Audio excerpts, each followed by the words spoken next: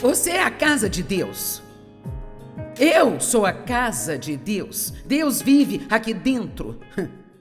E Ele vive em você através do Espírito Santo. E os dois principais títulos do Espírito Santo são o Consolador e o Ajudador. Então, se o Espírito de Deus está vivendo em nós, como não vamos querer ajudar? E se você não quer ajudar ninguém, eu diria que algo está errado com você, terá que voltar e checar a sua salvação. Porque se Cristo está em nós, a sua natureza está em nós, vamos nos martirizar quando maltratarmos as pessoas. Nós vamos querer voltar e pedir desculpas. Nós queremos tratar bem as pessoas porque sabemos que Deus não gosta quando maltratamos o seu povo. Vou lhe contar a verdade. Há um bom número de anos atrás, eu tive um entendimento sobre isso e eu tenho um temor reverencial sobre maltratar as pessoas. Isto é algo que Deus detesta. Amém? Vocês estão tão quietos. Agora, Paulo também tinha Timóteo com ele, que era um homem muito mais jovem no Senhor, e ele estava sendo seu mentor no ministério. E então quero dizer, se você é um cristão mais maduro, você precisa dar assistência aos cristãos mais novos, que precisam de uma influência mais madura na vida deles. E não apenas você estará ajudando a eles, mas você vai estar ajudando a si mesmo.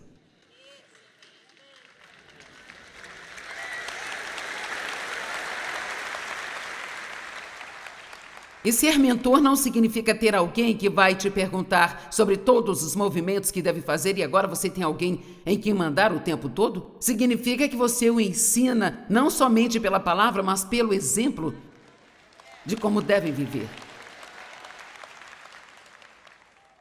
Paulo quase sempre começava seus cumprimentos com este termo: graça e paz sejam com vocês.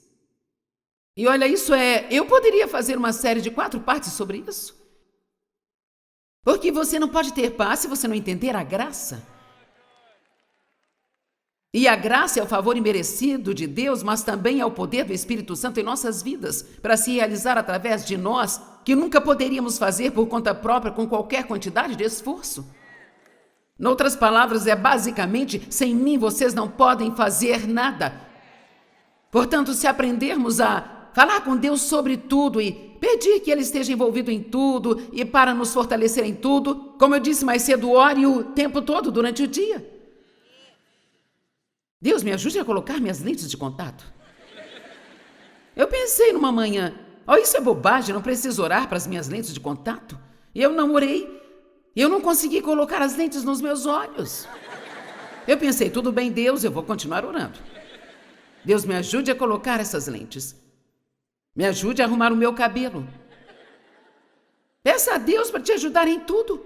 Isto deve ser algo não negociável, sabe? Você precisa de ajuda em tudo que você faz. Sem mim, vocês não podem fazer nada. Paulo disse, a graça e a paz estejam com você. Se você vive pela graça de Deus, então você vai ter paz em sua vida. Ele disse em Atos 17, 28, pois nele nós vivemos, movemos e temos o nosso ser. Uau! Nele. Isso é muito mais do que apenas ir à igreja. Nele nós temos a nossa vida. Sem ele, nós não podemos fazer nada. Agora, do 3 ao 11, vai ser o próximo grupo de escrituras que nós vamos estudar juntos. Eu vou ler e passar alguns ensinamentos. Agradeço ao meu Deus em todas as minhas lembranças de vocês, sempre em cada uma das minhas orações, por todos, fazendo minha oração com alegria, por causa da nossa parceria no Evangelho, desde o primeiro dia em que vocês o ouviram até agora. Agora, mantenha isso em mente, há uma grande lição aqui. E eu tenho certeza de que aquele que começou a boa obra em vocês fará com que ela seja completa até o dia de Jesus Cristo. Nós gostamos de escolher as passagens que gostamos e as usamos. Mas se você observar aqui, diz, eu agradeço a Deus por vocês o tempo todo por causa da nossa parceria no Evangelho. Paulo compartilhou a sabedoria espiritual com eles e eles apoiaram a Paulo em seu ministério para que essa palavra fosse levada a outras pessoas. E ele disse, falando do que ele havia acabado de dizer, e eu tenho certeza de que aquele que começou a boa obra em vocês é capaz de completá-la até a vinda de Cristo. Eu creio que, se formos mesquinhos e tudo que fizermos é pegar, pegar e pegar, nós vamos chegar a um ponto em que nós não vamos mais crescer espiritualmente.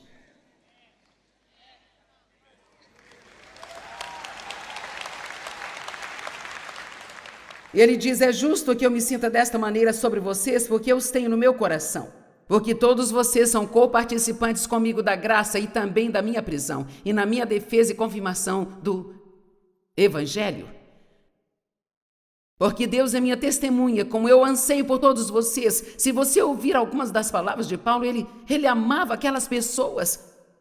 Ele não era apenas alguém que queria dizer aos outros o que fazer, ou o grande apóstolo que vem à cidade e todo mundo adora. Ele diz, eu vim para servi-los, e eu anseio por vocês, e eu tenho um sentimento no meu coração por vocês. Você precisa estar debaixo de uma liderança que se importa com você. Pessoas que realmente te amam, que oram por você, que realmente querem ver você ser aquela pessoa que Deus quer que você seja. Amém? E se você não tem esse tipo de liderança, eu continuaria procurando até encontrar alguém que não vá apenas me dizer o que fazer, mas que vai me amar. Amém? E é minha oração que o amor de vocês possa abundar. Pessoal, nós falaremos sobre isso. E que vocês possam aprovar o que é excelente. Nós falaremos sobre isso. E que sejam puros e sem culpa. Até o dia de Cristo, essa é outra mensagem. Cheios dos frutos de justiça que vem por meio de Jesus Cristo, a Deus glória e louvor. Agora, Paulo era muito grato pela parceria do povo em ajudá-lo a espalhar o evangelho, sabe? Também temos parceiros e falamos com vocês mais cedo sobre isso e ele agradecia a Deus por eles todas as vezes que orava, assim como oramos pelos nossos parceiros de ministério. Isso impressiona até a mim, mas quando ele diz que eles se tornaram parceiros com ele da primeira vez que eles ouviram o evangelho. E eles continuaram até o presente dia, ou seja, quando Paulo estava escrevendo. Então Paulo não tinha que tentar convencê-los a ofertar. Eles estavam tão entusiasmados com o que tinham ouvido. Sabe, talvez estejamos um pouco acostumados demais com Jesus. Talvez nós precisemos ser atualizados a respeito do que nós realmente temos. Meu Deus! Seus pecados foram completamente perdoados e também lavados. Você foi justificado, como se nunca tivesse pecado. Seu nome está escrito em um livro chamado Livro da Vida. Jesus está no céu preparando um lugar para você, para que onde Ele estiver, você possa estar também.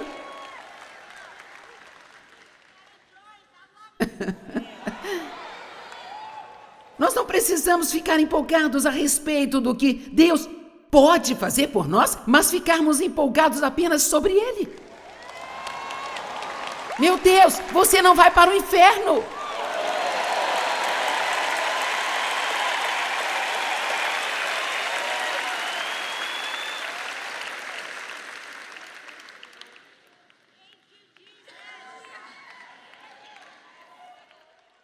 Então Paulo era muito agradecido a estas pessoas. Quero que olhemos por um minuto em 1 Coríntios capítulo 8, os primeiros 4 versos. Eu não sei exatamente o que estas pessoas tinham que falta em nós hoje em dia, mas com certeza eles não precisavam ser convencidos a ofertar. 2 Coríntios 8. Agora apenas ouça isso, apenas imagine isso. Nós queremos que vocês saibam, irmãos, da graça que Deus concedeu às igrejas da Macedônia, porque em um severo teste de aflição, na sua abundância de alegria e extrema pobreza, eles transbordaram em rica generosidade para conosco, porque davam de acordo com suas possibilidades, como posso testemunhar, e além delas, por iniciativa própria, nos suplicando, com insistência, pelo favor de deixá-los tomar parte na assistência dos santos. Vamos lá, gente, me implore para te deixar ofertar. Eu nunca tive uma pessoa que viesse até mim dizendo, por favor, me deixe ofertar. E sabe, pessoas mesquinhas, a razão pela qual elas não conseguem chegar a um lugar onde recebem algo grande de Deus é porque seus corações são pequenos. Mas as pessoas generosas, eu amo essa palavra generosidade. Eu estou me concentrando em ser mais generosa. Agora, isso não significa apenas dinheiro, mas a generosidade de todas as formas, sempre fazer um pouco mais do que o que eu teria que fazer. Me esforçar apenas mais um pouquinho, eu não quero parar de crescer.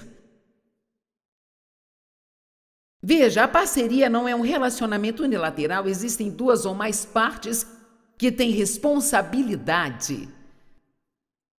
Paulo os ajudou através da pregação e eles o ajudaram, continuando a financiar a pregação do Evangelho. Agora, tenho que contar esta história porque explica esse ponto melhor do que tudo. Que eu já ouvi, e é uma história real, e traz o meu ponto de que se você não começar a retribuir, sabe, você como novo crente não é obrigado a ofertar, mas apenas se aprofunde. E você vai chegar num ponto onde Deus vai começar a colocar isso no seu coração. E se você não obedecer, e você continuar sem fazer por muito tempo, você vai chegar ao ponto onde você não vai conseguir receber mais nada. Uma senhora veio até mim uma vez e disse, eu estou envergonhada em te dizer isso, mas eu sinto que eu devo dizer. Eu venho às suas conferências há anos, eu amo isso, eu cresci muito, você me ensinou muito, mas ela disse, eu tenho que ser honesta e te dizer que nos últimos anos realmente não tenho aprendido nada.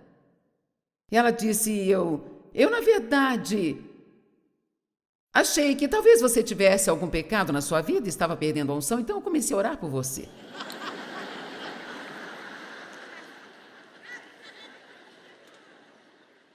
Agora, pessoal, isso acontece o tempo todo, eu não estou aprendendo mais nada aqui, sabe? Eu acho que eu vou tentar uma nova igreja para conseguir algo. E ela disse que quando ela estava orando por mim um dia, para eu reconhecer o meu pecado, me arrepender, para ter a minha unção de volta, para que ela desfrutasse das minhas reuniões.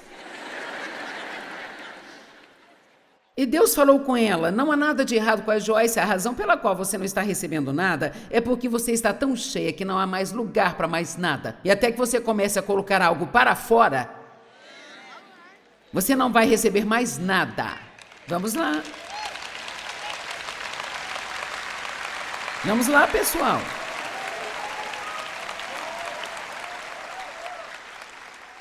Eu acho que todos nós sabemos que a igreja, e eu não estou falando de uma igreja em particular, mas apenas a igreja, tem problemas. Nós somos a geração mais egoísta que já viveu aqui e temos mais do que qualquer outra geração que já viveu aqui. Então, na verdade, quanto mais coisas você tem, às vezes mais egoísta você fica.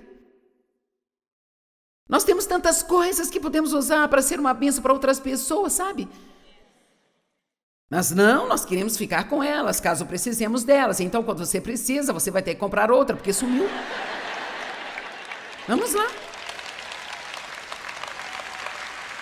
Eu guardo as coisas para que eu possa encontrá-las quando precisar, mas acha que eu consigo encontrá-las quando preciso? Não. Você não acha realmente incrível a história que ela me contou? Então, você pode considerar que se você está indo a um lugar e você não está recebendo mais nada...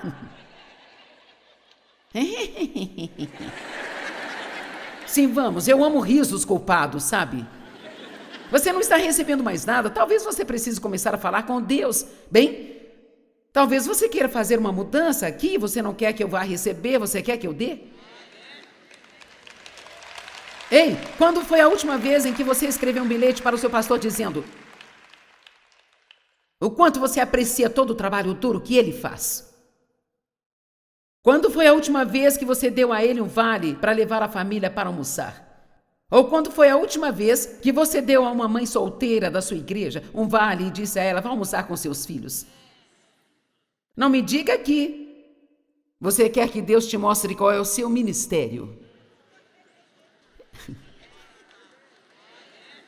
Eu acho que às vezes as pessoas que oram assim estão apenas procurando uma plataforma. Existem oportunidades para ministrar em todos os lugares que você vá. Tudo o que você precisa fazer é fazer. E ouça, a razão pela qual eu estou te dizendo isso é porque você vai ter muito mais alegria. Honestamente, é muito mais abençoado dar do que receber, gente. Porque nada é melhor do que a alegria. Vamos, Paulo falou sobre a alegria 19 vezes nesta epístola. Ele quer que as pessoas sejam felizes.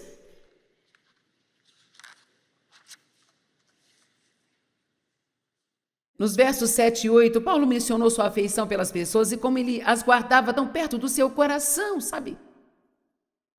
E honestamente eu lhes digo, não estou tentando só dizer algo bonito, eu realmente faço isso. Neste ponto da minha vida, porque eu amo as pessoas e eu realmente quero que vocês tenham a vida que Cristo quer que vocês tenham.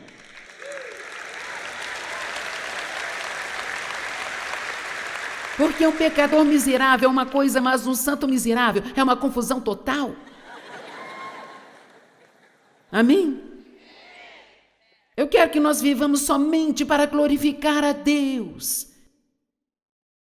A igreja poderia brilhar tão reluzentemente e levar tantas pessoas perdidas para um relacionamento com Cristo se nós tirássemos o foco de nós mesmos por tempo suficiente, sabe? Para olhar ao nosso redor e entender que em todo lugar que você vá, tem pessoas feridas.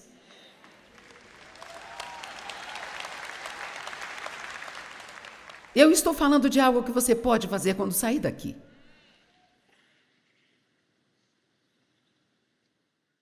E então Paulo diz: eu oro para que o amor de vocês abunde cada vez mais. Tem tanta coisa nesta declaração, porque sabe o que isso diz? Eles já andavam em amor e ele estava orgulhoso deles, mas ele disse: eu quero que seu amor abunde. E ele está dizendo: eu sei que vocês estão andando em amor, mas eu quero que vocês cresçam no amor. Uma das piores coisas que nós podemos fazer é sermos complacentes e satisfeitos com as nossas coisas. Bem, eu estou muito bem.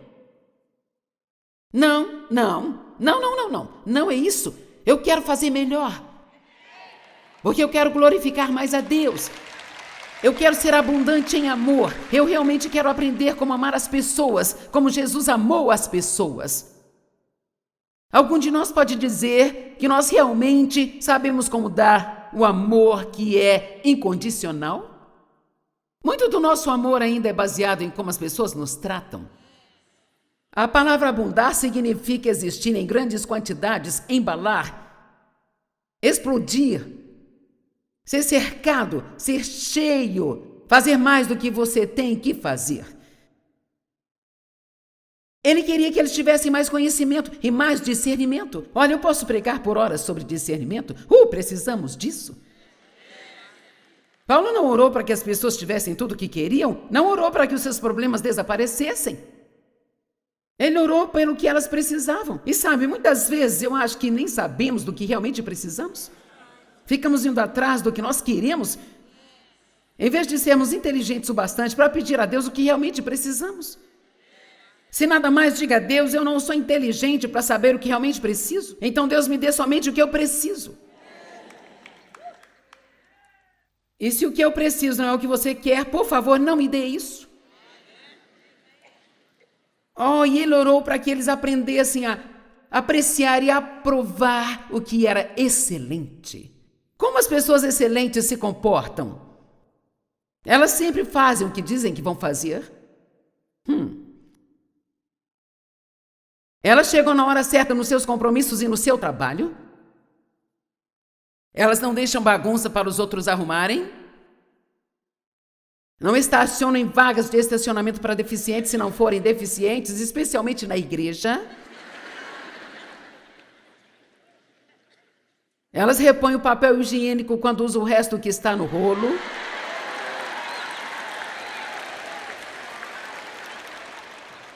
Eles não deixam pingar no assento de um banheiro público e deixam lá para outra pessoa se assentar. Eu odeio isso. Quando usam o último lenço de papel, vão buscar outra caixa. Se recebem troco a mais ao pagar uma conta, eles devolvem. Elas colocam seu carrinho de compras no espaço marcado nos supermercados.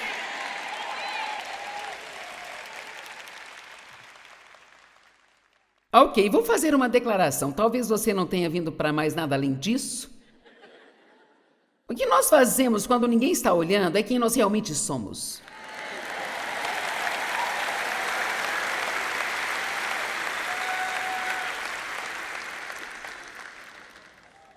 Veja, eu estou dizendo...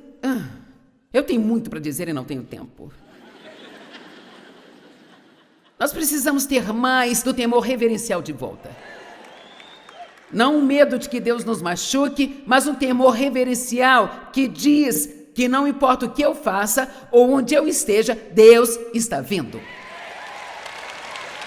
Deus vê tudo aquilo que fazemos, todas as coisas.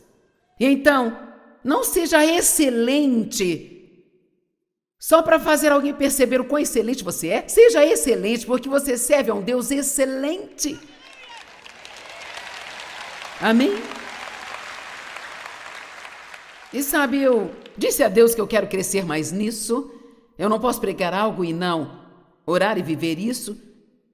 E é surpreendente todas as pequenas coisas que nós fazemos. Como um trabalho pela metade, vamos para longe, sabe? E eu ouvia no meu coração, volte e faça certo. Não havia ninguém além de mim. Não preciso dobrar a toalha direito, são minhas toalhas, eu posso enrolar e enfiar na gaveta, não. Volte e faça isso direito. Vamos lá. Oh, Joyce, eu estava esperando uma palavra hoje à noite.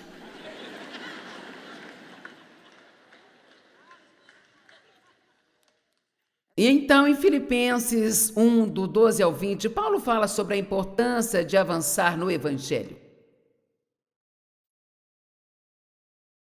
Ele diz que a sua prisão serviu, na verdade, somente para o avanço do Evangelho.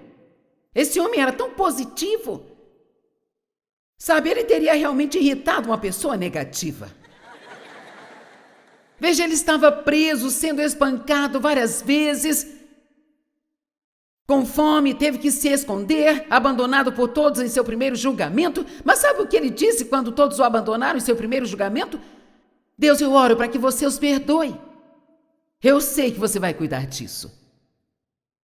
Ele não se preocupou com o que as pessoas fizeram a ele. Ele orou por elas e deixou que Deus cuidasse daquilo. Com quantas coisas nos preocupamos que podemos entregar a Deus e continuar com a nossa vida sem deixar que aquilo nos faça infelizes? Vamos lá. Bem, você não me tratou direito. Você não me tratou bem.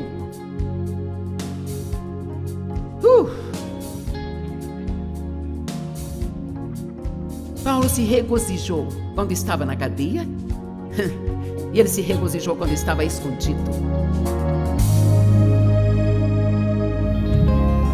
Sabe, mesmo quando estamos exaustos e pensando em desistir, vamos nos lembrar da alegria que teremos quando terminarmos aquilo que começamos. Eu sempre digo, há um começo e um fim, mas também há um meio. Às vezes não é muito difícil a gente começar algo novo e é sempre bom terminar, mas você precisa passar pelo meio. Então lembre-se de que com a determinação de Deus podemos fazer o que Ele quer que nós façamos.